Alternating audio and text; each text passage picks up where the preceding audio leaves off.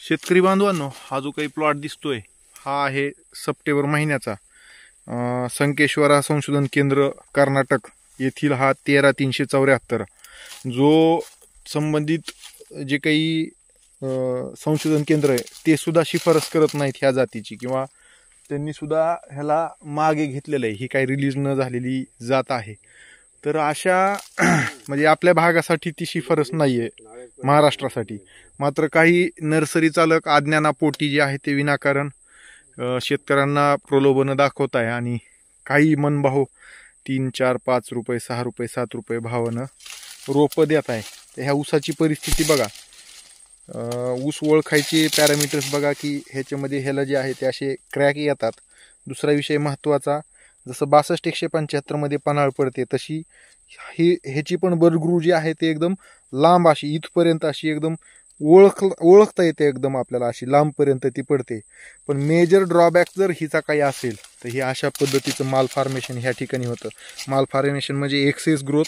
ह्या इथं जी काही वाढणारा जो काही ह्याचा रूटिंगचा जो काही भाग आहे, जिथून मुळं फुटतात तिथला भागावर हे अशा पद्धतीनं माल फॉर्मेशन होतं. ते माल फॉर्मेशन एवढं होतं की ह्याचा विपरीत परिणाम, हे कांड जर आपण बघितलं ते एकदम छोटं राहिलं आणि बाजूला माल फॉर्मेशन राहिलं. त्याच्या पुढे जाऊन आणखीन मी दाखवेन की इतके हे असे सगळे कोंबारे जे आहेत ते ह्याच्यामध्ये हे फुटतात, डोळे फुटल्यासारखं हे सगळं फुटतं. हा अशा पद्धतीचा हा सगळा ॲपिरन्स जो आहे तो मोठ्या प्रमाणामध्ये या ठिकाणी येतो आणि त्याच्यामुळं ह्या जातीच्या वजनामध्ये सगळ्याच गोष्टी ज्या आहेत ते घट होते. पोक्का बोईंग नावाच्या रोगाला ही बळी पडते. आणि महत्त्वाचं, आपल्याकडे ही शिफारस नसल्या कारणानं आपण हिची लागवड जी आहे ते टाळणं योग्य राहील. याचं जर प्लांटेशन असंच वाढत राहिलं तर काहीतरी चुकीचे रोग आपल्या भागामध्ये वाढून आपलं पुढचं ऊस पीक जे आहे ते जे शाश्वत आपल्याला घ्यायचं आहे तर त्याच्यावर सुद्धा जे आहे ते बाधा जे आहे ते तिथे निर्माण होते. जागेवर जागी जे आहे ते ह्याला कुठं बी जे आहे ते पांगशा फुटलेल्या अशा पद्धतीनं हे सगळं ऊस असल्या कारणानं आपल्या वजनामध्ये सुद्धा ह्याची घट होते. तर त्याच्यामुळं कोणीही अशा प्रकारच्या शिफारस नसलेल्या ऊस जाती ज्या आहेत ते आपण लागवड टाळणं जे आहे ते योग्य राहील.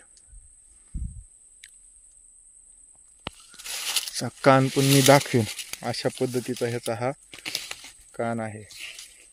कान जो आहे तो अशा पद्धतीचा आपल्या इतर जातीपेक्षा थोडासा असा बाजूला आल्यासारखा दिसतो.